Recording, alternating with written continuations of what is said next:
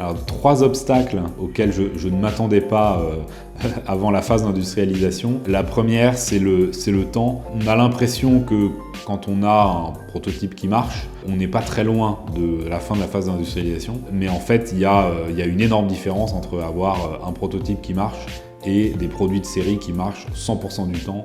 Et dans cette phase d'industrialisation, il y a en fait beaucoup de choses qui ne sont pas sous notre contrôle.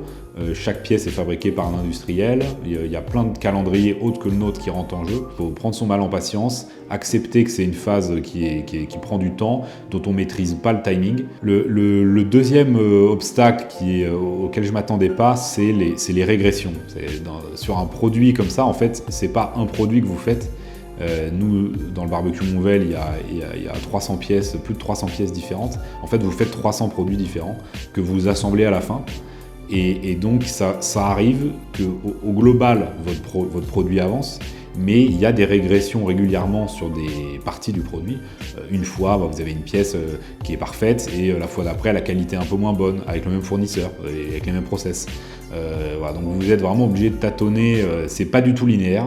Et ça, c'est quelque chose qui est assez frustrant. Ça avance, même si oui, c'est très très loin d'être une ligne droite et la pente est en plus très raide. Enfin, la dernière chose qui est difficile avec cette phase, c'est que vous commencez dans cette phase-là à développer aussi la partie business du projet. Et en fait, sur des produits industriels comme ça, on met beaucoup d'énergie pour essayer de développer le business.